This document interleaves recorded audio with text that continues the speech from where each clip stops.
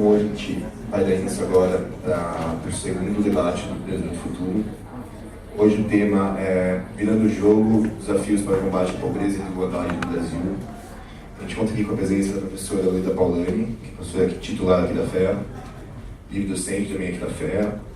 Foi assessora-chefe de gabinete da Secretaria de Finanças da Prefeitura de São Paulo e de 2013 a 2015, agora no começo do ano, foi secretária municipal de Planejamento, Orçamento e Gestão também da Prefeitura. O professor Ricardo Paz de Barros é professor do INSPER, fez seu pós-doutorado em Chicago e em Yale. Tem trabalhado desde 79 como pesquisador de PEA, conduzindo as pesquisas no campo da desigualdade social, educação, pobreza e mercado de trabalho no Brasil e na América Latina. Foi subsecretário da Secretaria de Assuntos Estratégicos da Presidência da República de 2011 a 2015. Eu tinha pensado, na verdade, fazer uma fala inicial de 15 minutos, em torno de 15 minutos. Então, professor, se puder começar.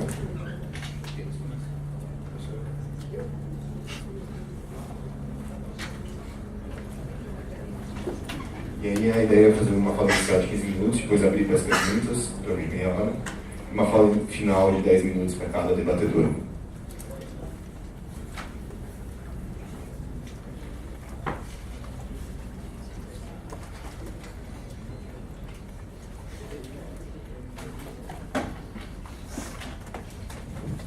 Bem, boa tarde a todos. Eu queria inicialmente agradecer os meninos do Centro Acadêmico pelo convite para estar aqui debatendo com vocês nessa iniciativa que é muito pertinente de pensar o Brasil do futuro num momento tão delicado que a gente vive e com esses temas que eles escolheram.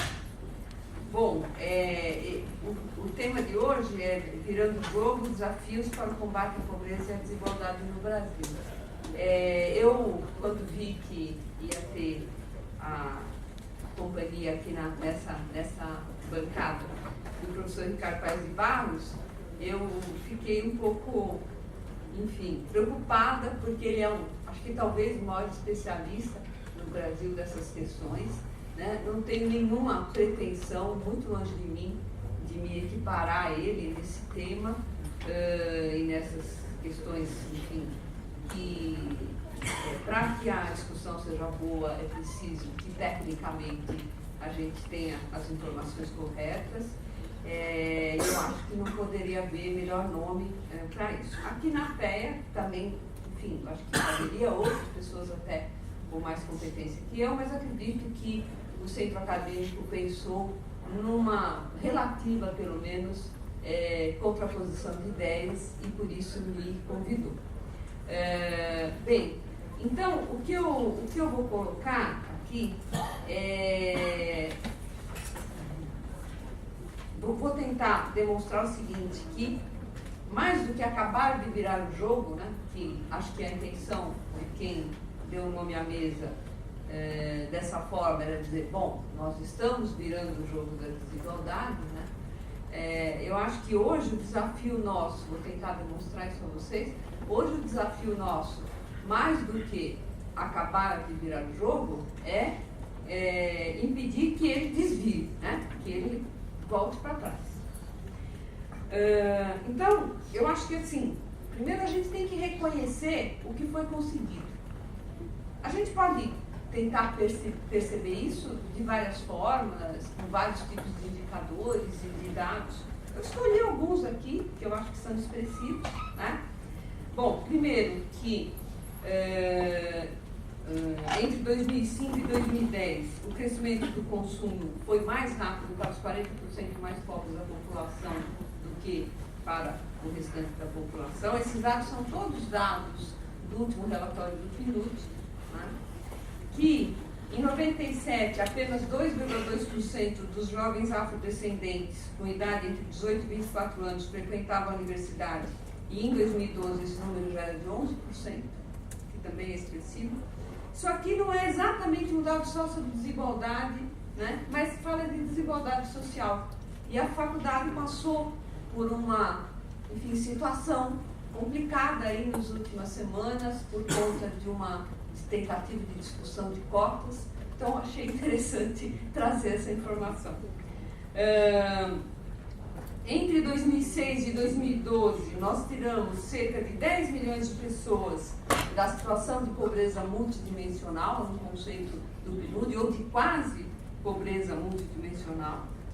Entre 2000 e 2013, o nosso IDH passou de 0,682 para 0,744, né? E nós passamos do 82º lugar em 2008 para o 79º em 2013. O Bolsa Família permitiu uma queda de 16% na pobreza extrema do país.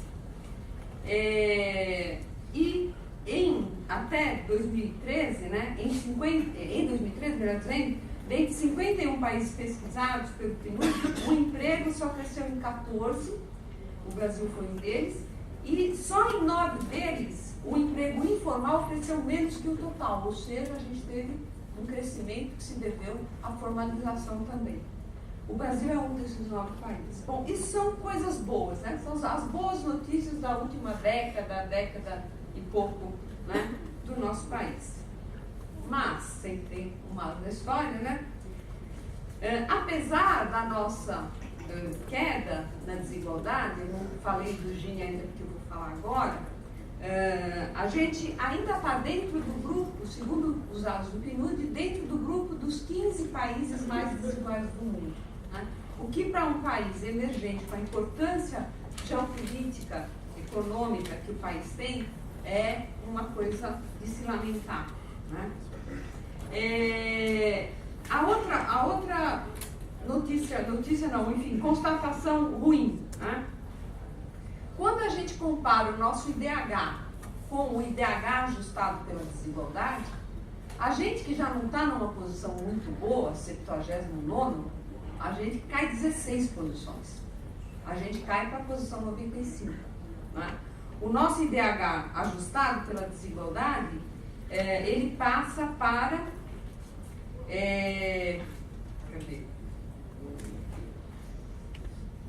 Ele passa para 0,542. O IDH normal é 0,744. Por que o PNUD começou a fazer isso? Esses indicadores, né? De IDH ajustado à desigualdade, de pobreza multidimensional, linha de pobreza, etc. Porque há uma crítica ao IDH no sentido de que ele tenta ser um índice, né? Um índice que avalie o desenvolvimento como um todo do país, incluindo, portanto, o desenvolvimento social, das condições de vida, etc. E a variável renda acaba ainda tendo muito peso. Né? Então, você pode ter, o Brasil, por exemplo, ele está no grupo dos países de elevado desenvolvimento humano, são 4 grupos, né? Tem o super elevado, agora não me lembro exatamente o termo, extremamente elevado, o médio e o baixo. Nós estamos no grupo do índice de desenvolvimento humano elevado. Né? Mas basicamente por causa do nosso indicador de renda. Né? A nossa renda está mais ou menos na média da renda mundial e acaba jogando o nosso índice um pouco para cima. Então, quando a gente vê esse índice ajustado à desigualdade, a gente cai em tudo isso. Dentro do nosso grupo de países, do grupo de países ao qual o Brasil pertence, uma queda desse tamanho, nós somos a segunda maior queda, o segundo país que mais perde posições na classificação do IDH por conta da desigualdade. Né? Só o Irã perde mais posições que a gente. Dentro desse grupo são 53 países. Bom, em termos percentuais, né, a gente perde 27% do IDH. Né? E, mais uma vez, o Irã é o país que perde mais que a gente. Mas, então, enfim, não é uma posição confortável. Né? Nós ainda temos cerca de 22 milhões de pessoas em situação de pobreza multidimensional ou quase pobreza multidimensional. E cerca de 13 milhões de pessoas que vivem abaixo do limiar de pobreza, que é o de $1,25 PPP per capita dia. Né? Que quer dizer, é uma situação hoje melhor nesse sentido de redução da pobreza absoluta, claramente melhor do que há alguns anos, mas, em termos absolutos, você imaginar que ainda você tem 13 milhões de pessoas no Brasil que vivem com essa renda, que é quase nula, né, uma renda extremamente baixa, é muito preocupante. Bom, e a quarta coisa que eu queria falar, agora já para me direcionar, sair um pouco dos dados para direcionar mais para aquilo que, enfim, a mensagem que eu queria passar aqui para vocês, é que os índices de desigualdade de renda, o Gini é o mais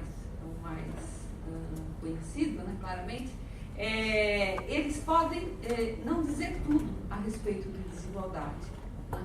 A gente tem que ter, e hoje já começam a aparecer indicadores, hoje não, já há alguns anos, mas é muito mais difícil, indicadores de desigualdade de riqueza, ou seja, para falar de estoque e não só de fluxo. Né? Existem alguns trabalhos, agora você medir desigualdade de estoque de riqueza é uma dificuldade enorme, né, metodológica, não é simples, então começam a surgir proxies, enfim, alguns trabalhos que apontam nessa direção. Tem aí um problema também, os melhores dados de riqueza que a gente tem, microdados, são os dados da Receita Federal, né, os dados das declarações de imposto de renda, mas tem todo aí um problema, o Piketty, né, que é o grande personagem desse tema, reclamou inclusive do Brasil, né, disse que não teve acesso aos dados e tal, enfim. Mas tem alguns trabalhos que já apontam nessa direção. E, claramente, num país patrimonialista como o nosso pela sua própria história, era de se esperar que os índices de Gini de riqueza fossem maiores do que os índices de Gini de renda, que já são muito elevados. Mas eles não são maiores, eles são estupidamente maiores. Né? Eles são muito maiores. Então, eu vou citar dois trabalhos. Há um trabalho que foi já feito e refeito, e revisado algumas vezes pelo professor Rodolfo Hoffmann, da Unicamp, um trabalho sobre a estrutura fundiária do país, que foi feito para o MDA, o Ministério do Desenvolvimento Agrário, e o Gini que ele chegou de propriedade fundiária foi, o último trabalho que ele fez, a última revisão que ele fez, foi de 0,83. Se vocês se lembram, o número 1, né, é a desigualdade máxima, né? 0,83. Tem um outro ainda mais interessante, é um pouco mais antigo, acho que 2006, se não me engano, saiu esse trabalho. É um trabalho do professor Nelson Prado, da Unicamp. Ele estudou os inventários. Inventário é claramente um registro de estoques de riqueza, né? Por isso ele foi estudar os inventários. Ele estudou os inventários da região da Grande Campinas, nos anos 95 e 96, se não estou enganado. Ele estudou, descobriu lá o Gini desse microcosmo aí e desenhou a curva de Lorenz. Né? Bom, o Gini deu 0,92. Né? Então, se a gente fica chateado, né, com o nosso Gini de renda de 0,527, né, que é o último dado que tem, que dizer de um Gini de riqueza de 0,92. Bom, então, isto posto, eu pergunto, qual é o desafio? Né? O desafio é de não permitir que esse pequeno passo que a gente deu, né, aquelas boas notícias que eu falei no início, no que diz respeito à distribuição de renda, que isso não volte para trás. Porque a batalha pela desigualdade, ela vai muito além de políticas compensatórias de renda. Né? Ela vai muito além de a gente conseguir reduções no índice de Gini de renda. Se não se atacar, né, a questão, e aí, quer dizer, mais uma vez, eu acho que o livro do Piketty vem muito a calhar para o Brasil, apesar da dificuldade que ele teve com dados aqui, né? Se não se atacar a questão dos estoques de riqueza, né, esses ganhos que a gente obteve recentemente, eles podem representar muito pouco no que diz respeito a verdadeira redução da fratura social que o país tem, né? com a qual ele convive, infelizmente. Bom, então, o que para a gente manter essas conquistas, né, a gente tem que pensar um pouco quais foram os mecanismos que nos permitiram alcançá-las.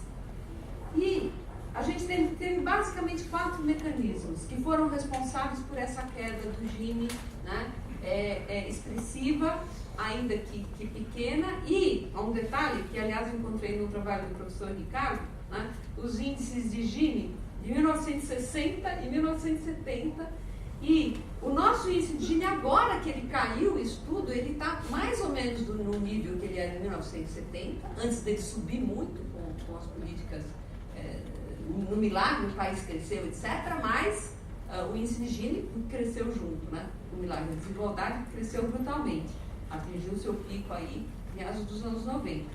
E em 1960, o nosso índice de Gini era 0,497. Inferior ainda ao índice de Gini que a gente tem hoje, né? Bom, voltando, então, o que nos permitiu esse ganho, né, de a gente sair de um Gini aí da esfera de 0,60, né, para esse hoje de 0,52, 53. Então, 4 mecanismos basicamente. Primeiro, as políticas de renda compensatória, cuja exemplo emblemático é o programa Bolsa Família, né? Segundo, que a mim me parece mais expressivo e talvez mais importante na queda da desigualdade do que o Bolsa Família, o crescimento do salário mínimo real. O crescimento do salário mínimo real, que ele atinge um número enorme de famílias via os mecanismos do sistema previdenciário, né? E, enfim, você promoveu um aumento de 60%, 70%, 80% em termos reais, né, de um salário que atinge 25, 30 milhões de beneficiários e indiretamente atinge 60, 70 milhões de pessoas, você vai ter uma mudança no padrão distributivo. Não tem dúvida sobre isso, né? Então, o aumento do salário mínimo real é o segundo mecanismo. Isso aqui foi o que eu já falei. Reloginho aqui. O terceiro mecanismo foi justamente a recuperação do nível de emprego, né, e até mesmo o aumento da formalização, né? A recuperação do nível de emprego claramente ajuda, né, no padrão, na melhoria do padrão distributivo. E, finalmente, de alguma forma, também o que a gente chama de bancarização, né, da população, o fato de que várias famílias de baixa renda que antes não tinham acesso a crédito, simplesmente porque não tinham uma conta bancária, né, passam a ter acesso ao crédito. Isso, combinado com a questão do empréstimo consignado, né, tornou o crédito acessível a muita gente. Então, do ponto de vista de padrão de consumo, né, você teve um mecanismo a mais no que diz respeito à redução de desigualdade. Bom, então, para encerrar rapidamente, então, o que a gente pode prospectar nessa situação que a gente está vivendo agora para esses 4 mecanismos, né? Infelizmente, eu acho que talvez o mais frágil deles só consiga sobreviver, né, que é justamente o Bolsa Família. O Bolsa Família, ele é um programa barato, né, muito barato, mas ele atinge lá o rabinho da curva, né, o povo está lá bem na esquerda da distribuição, né? Essa nova classe média tão decantada e tal, não vem do Bolsa Família, ela vem dos outros mecanismos, da recuperação do emprego, do aumento do salário mínimo real, do aumento da formalização, do crédito, etc., né? Então, e esses outros mecanismos, eu acho que todos eles são muito vulneráveis, e num período como esse que a gente está vivendo agora, a possibilidade de que eles se mantenham como dinamizadores desse processo de redução de desigualdade é uma probabilidade muito pequena, né? Então, acho que o que se conquistou é muito frágil, né? E o que pode permanecer, talvez sem muito, como é que se diz? Muito prejuízo, é apenas o Bolsa Família, até porque ele é um programa muito barato mesmo, né? Mas é muito ruim que seja assim, né? Agora, para virar o jogo de vez, né, a gente precisaria então atacar o outro lado da história, né, que é a questão da desigualdade de patrimônio, da desigualdade de riqueza. Acho que uma coisa muito boa que o Piketty fez, independentemente de quanto se concorde com ele ou não, é ele mostrar a relação, né, entre riqueza e desigualdade, padrão de distribuição de riqueza e desigualdade, né? E, enfim, eu estudo muito a questão da financiarização. A gente tem vários dados que mostram como o Brasil se inseriu no processo de financiarização